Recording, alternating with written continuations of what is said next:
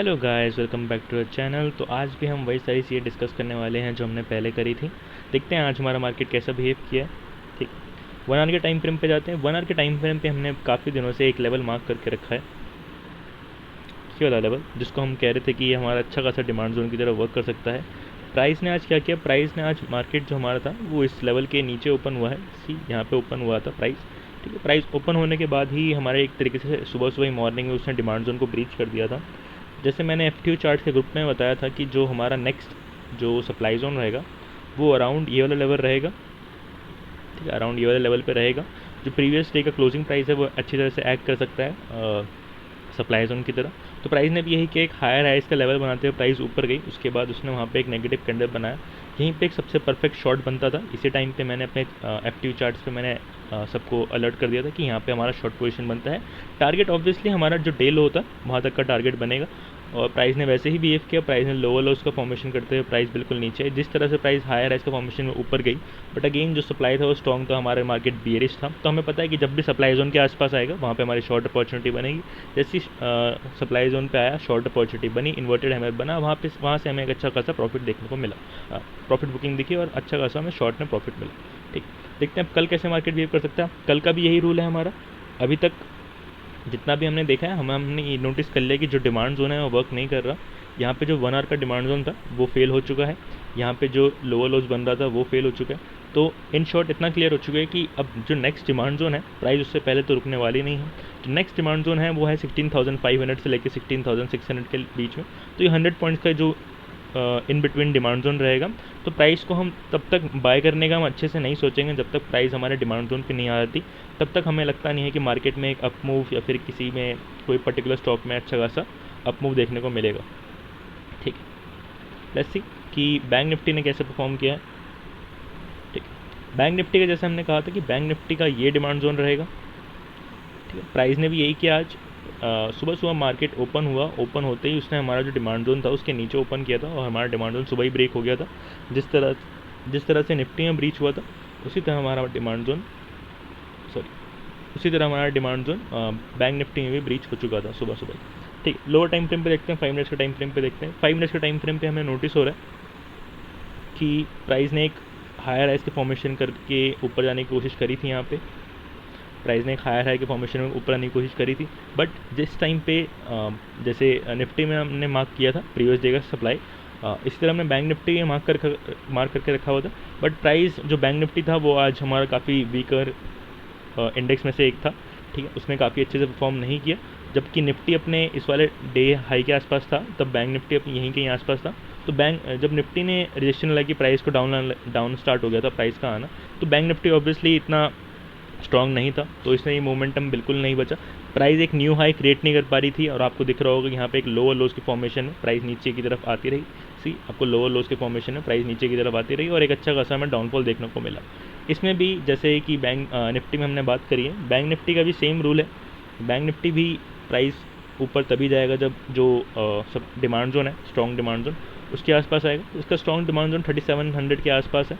ठीक है, तो आप अपने चार्ट पे भी बिल्कुल एनालाइज करिएगा, तभी अच्छे से क्लियर होगा। जब तक निफ्टी या फिर बैंक निफ्टी कोई भी अच्छे खासे डेली के डिमांड जोन पे नहीं आ रहा था, तब तक हमें लगता नहीं कि हम ये जो डाउनफॉल है वो रुकने वाला है।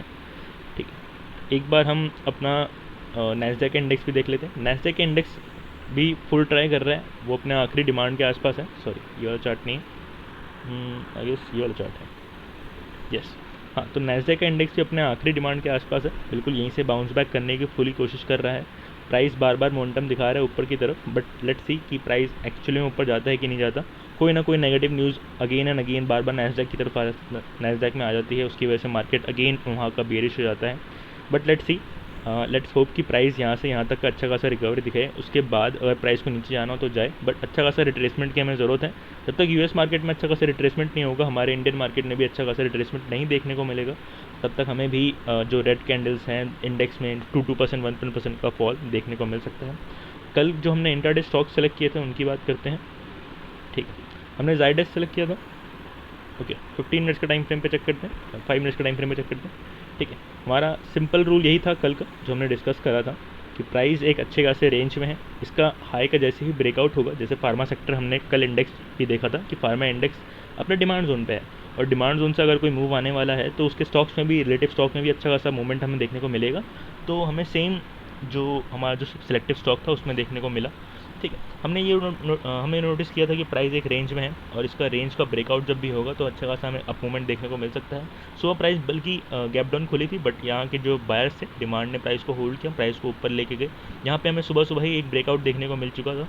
उसके बाद थोड़ा बहुत कंसोलिडेशन के बाद हमें एक अप मूवमेंट देखने को मिला। हमारा पहला टारगेट ये था जो कि अचीव हो चुका था। उसके बाद प्राइस ने वहाँ पे कंसोलिडेशन किया और उसके बाद एक और ब्रेकआउट किया प्राइस का। फिर हमारा नेक्स्ट टारगेट जो था वो बिल्कुल टॉप का हाई था, जो प्रीवियस डे के जो प्रीवियस वीक का था, वहाँ का डे हाई था बिल्कुल, वहीं तक प्राइस आई और प्राइस ने वहीं से फिर डाउनफॉल दिखाना स्टार्ट किया।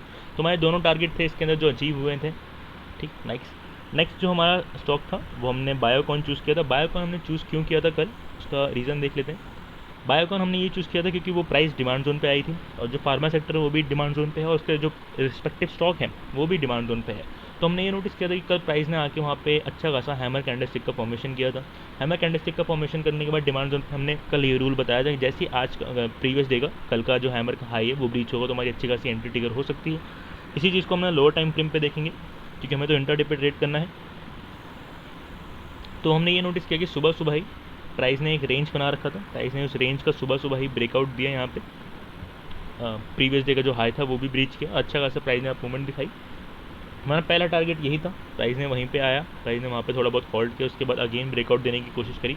ठीक, अगेन फिर हमारा जो नेक्स्ट टारगेट है वो यहाँ पर है, बट उस टाइम तक मार्केट में काफ़ी साइडवेज मोमेंटम था इसलिए प्राइस ज़्यादा ऊपर जा नहीं पाई।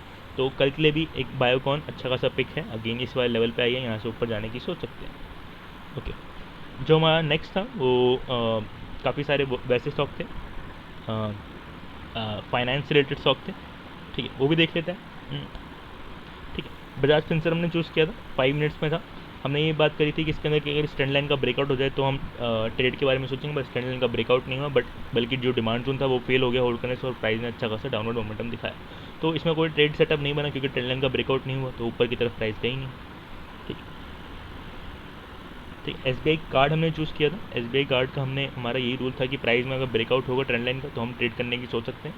पहला टारगेट हमारा ये सप्लाई जोन पहला टारगेट हमारा ये सप्लाई जोन होगा। ठीक, प्राइस ने वही किया, प्राइस ने यहाँ ब्रेकआउट दिया, वापस कंसोलिडेशन किया, रीटेस्ट करने आया, ट्रेंड लाइन को रीटेस्ट करने के बाद प्राइस ने अच्छा खासा मूवमेंट दिखाया, पहले टारगेट हिट किया और वहीं से सप्लाई जो सेलर्स थे वो काफ़ी एग्रेसिव हो गया सप्लाई जोन से और वहीं से प्राइस वापस डाउनफॉल यहाँ टारगेट डाउनफॉल की तरफ आ गया। तो प्राइस ने हमारा पहला टारगेट ही हिट किया, यहाँ पे ट्रेंड ब्रेकआउट होने के बाद पहला टारगेट हिट किया, उसके अलावा कुछ नहीं किया। ओके, चोला फाइनेंस भी हमने चूज़ किया था। चोला फाइनेंस में भी यही हुआ, प्राइस ने अच्छा खासा एक रेंज का ब्रेकआउट तो दिया, जो हमने कल बात करी थी कि एक रेंज में उसका ब्रेकआउट होगा तो अच्छा खासा सपोर्ट आ सकती है।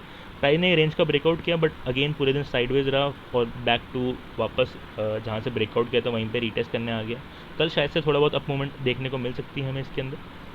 ठीक, सिप्ला हमने मना किया था, सिप्ला मैंने इससे मना किया था, फार्मा सेक्टर का काफ़ी अच्छा स्टॉक था बट इसमें ये था कि रैली हो चुकी थी अच्छी खासी, इसके अंदर प्राइस भी एक बिल्कुल गैप पे ओपनिंग हुई थी यहाँ पे, उसके बाद फिर साइडवेज मोमेंटम रहा उसके अंदर और आज सिप्ला में भी कुछ नहीं हुआ।